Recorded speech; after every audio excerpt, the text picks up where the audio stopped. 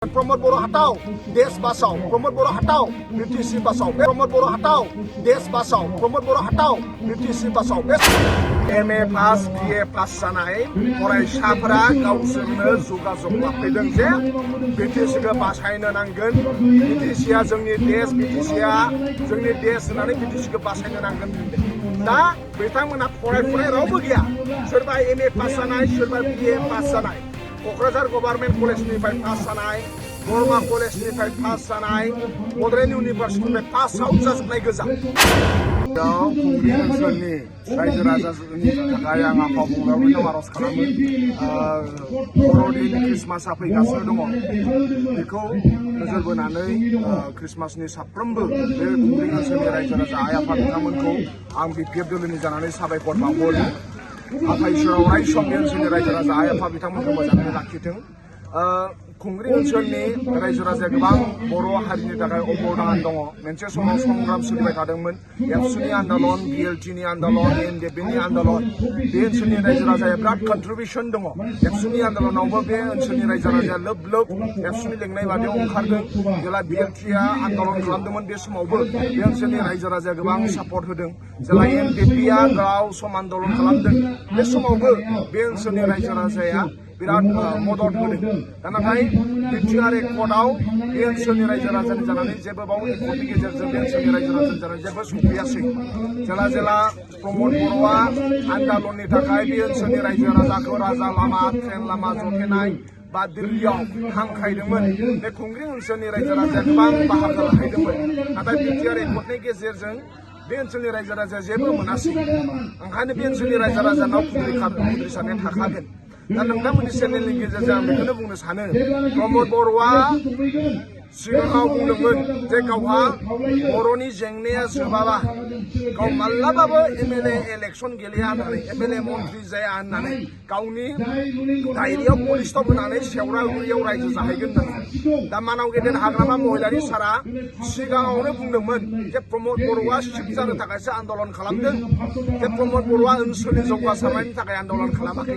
हाग्रामा महिलारि सारा सिगाङावनो बुंदोंमोन, प्रमद बर'आ बुंदोंमोन जे माब्लाबाबो बे इलेक्सन गेलेया बर'नि जेंनाया जोबागौमानि। दा दिनै प्रमद बर' बुंनाया जाखो ना मानाव गेदेर हाग्रामा महिलारि सार बुंनाया जाखो, बेखौ रायजो राजाया जाहाथे बिजिरनानै नायो। प्रमद बर'आ आमिनगावआव गोबां रोजा रोजा बर' फिसाफोरखौ सतबांसा जाहोदोंमोन। सान अखाफोर आरो बर'नि गिबि मंग्लं सुजित नार्जारि, बर'नि आइजो माहारि जाय जिनाहारि खालामजानाय बिथांमोनखौ साखि दोननानै, सान अखाफोरखौ साखि दोननानै बर' गोबां लाइमोन सेंग्रा सिख्लाफोरखौ समायखिरा जाहोदोंमोन। नाथाय बे समायखिराया दिनै दैयाव थांबाय।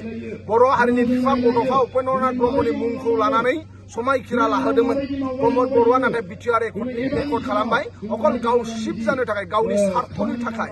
दिनै सिगनेटरिफोरानो दिनै जाय बिटिआर एकर्डआव साइन खालामबाय, सिगनेटरिफोराबो दिनै गोजोननाय गैया। बे बिटिआर एकर्डआव बिथांमोना ना बर' रायजो राजाया गोजोनखो ना बे ओनसोलनि रिभलिउसनारिफोरा गोजोननाय दङ, रावहाबो बाव गोजोननाय गैया। दिनै फरायसाफोराबो लोब लोब बाहागो लाफैदों, बिपिएफ दोलोआव हाबफैदों, कन्ट्रेक्टारफोरा खावलायदों जेरैखि जाया प्रमद बर'खौ पावाराव बोख्लायनो नांगोन, नङाबा बिटिसिनि कन्ट्रेक्टारफोरा खामानि मोनला, सेस जालांजोबनो थांगासिनो दङ। बेपार बानिज्य फुरा दुरबल जालांबाय। दा बे ओनसोलनि आबादारिफ्रा खावलायदों प्रमद बर'खौ जेरैखि जाया बोख्लायनो नांगोन होननानै। दा दिनै गुबुन गुबुन हारि माहारियाबो खावलायदों। बे गोजोना रावनावबो गैया। दा बिथांमोना बुंबाय थायो गोजोन फैबाय होननानै। दा गोजोना सोर फैखो? ना फरायसाफोरा गोजोननाय दङ, ना दिनै जाय लेखा गोरों बिए पास एमए पासफोराबो साख्रि मोनासै, टेट पासफोराबो साख्रि मोनासै।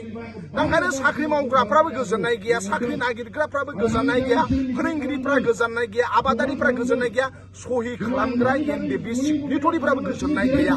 दिनै गोबां जेलाव दङ आरो जाय जेलनिफ्राय बायहेरायाव दङ बिथांमोनहाबो जेरैबायदि मान सन्मानजों मिजु नेसनेल फ्रन्टआ सहि खालामखांनायनि उनाव जेरैबायदि मान सन्मान मोनदों, बिएलटिफोरा सहि खालामखांनायनि उनाव जेरै मान सन्मानजों न'खराव रायजो जानो हादों, परिबेस मोनदों, बेबादि बिटिआर एकर्डनि गेजेरजों रिभलिउसनारि आरो सिगनेटरिफ्राबो बेबादि मान मर्यादा आरो बेबादि रायजो जानो हानाय सुबिदा खालामना होनो हायासै। ओंखायनो दा गोजोना रावनाबो गैया, अकल गोजोनबो बेबादि मान मर्यादा आरो बेबादि रायजो जानो हानाय सुबिदा खालामना होनो हायासै। ओंखायनो दा गोजोना रावनाबो गैया, अकल गोजोना प्रमद बर' आदानि खुगायावल' गोजोन दङ, ओनसोलाव रियेलिटियाव गोजोननाय गैया।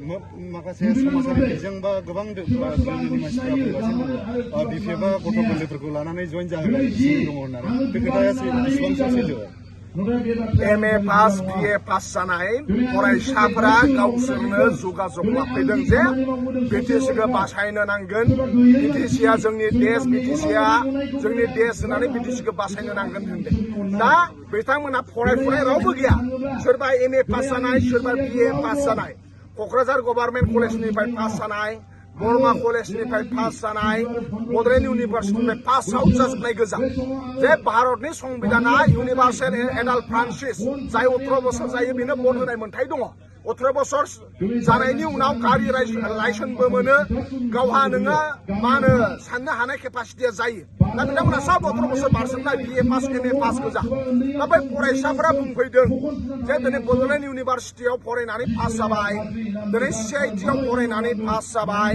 बिनेश्वर ब्रह्म इन्जिनियारिं कलेजाव फरायनानै पास जाबाय दा CITखौ सोर लुदों होनदों हाग्रामा महिलारि सार CITखौ लुनाय बड'लेण्ड इउनिभार्सिटिखौ हाग्रामा महिलारि सार लुनाय बिनेश्वर ब्रह्म इन्जिनियारिं कलेजखौ हाग्रामा महिलारि सार लुनाय प्रमद बर' लुनायथ' गैया दा बिथांमोना बुंदों हाग्रामा महिलारि सार लुनाय इउनिभार्सिटियाव फरायनानै गियान मोनबाय मा होनो MA पास जाबाय हाग्रामा महिलारि सार लुनाय CITआव फरायनानै बिथांमोना ग्रेजुवेट जाबाय दा दिनै हाग्रामा महिलारि सारा गावसोरनो फरायनो परिबेस मोनसे होदों दा ओंखायनो हाग्रामा महिलारि सार लुनाय इउनिभार्सिटियाव फरायनानै कलेजाव फरायनानै मा होनो इन्जिनियारिं कलेजाव फरायनानै दा हाग्रामा महिलारि सारनि जानानै खोथा बुंनो नांगौ हाग्रामा महिलारि सारासो जोंनो लुनानै होदों होनदों प्रमद बर'आ लुनानै होनाय जेबो गैया दा प्रमद बर'आ लुनानै होनाय इउनिभार्सिटि दंबा हयथ' प्रमद बर'जों थांगौमोन खोमा फेरेंगा लुनानै होनाय जुदि इन्जिनियारिं कलेज दंबा फेरेंगाजों थांगौमोन खोमा दिनै हाग्रामा सार खाम्फा सारजों मानो लोब लोब फैदों मानो होनबा बे इडुकेसन इन्स्टिटिउसनफ्रा बिथांमोना लुजोबनाय गोजा दा ओंखायनो बै सेंग्रा सिख्लाफ्रानो गावसोरनो बुजिनानै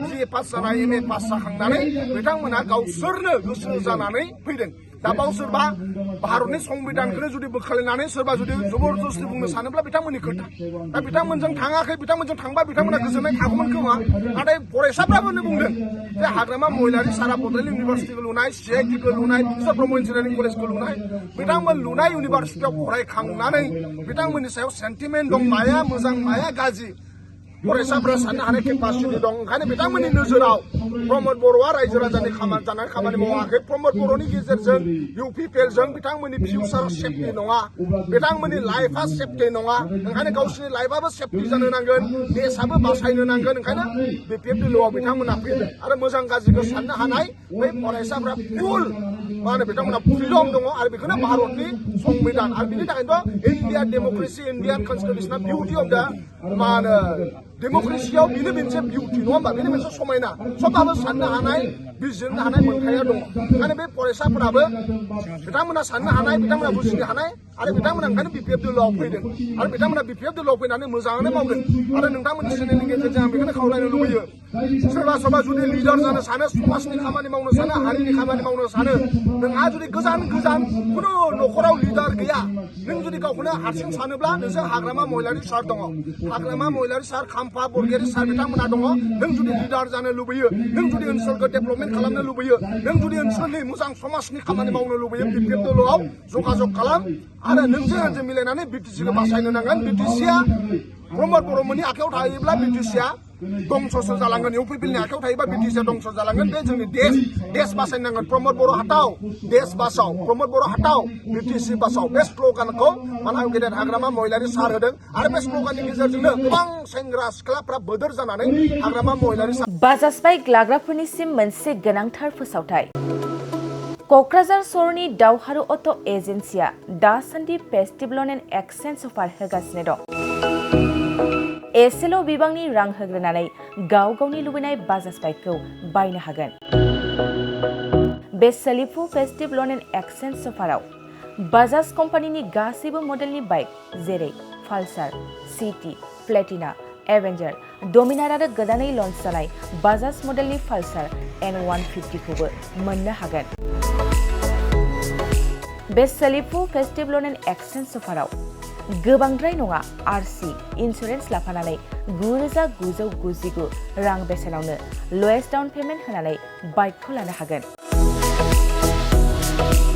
नोंथांमोना क'क्राझार सहरनि दावहारु अट' एजेन्सिजों लोगोसेनो Karigaon festive outlet, Dotma festive outlet आरो बडगाव फेस्टिव आउटलेट ब्रान्च श'रुमावबो होबाय थानाय फेस्टिव ल'न एन्ड एक्सचेन्ज अफाराव फैनानैबो लानो हागोन।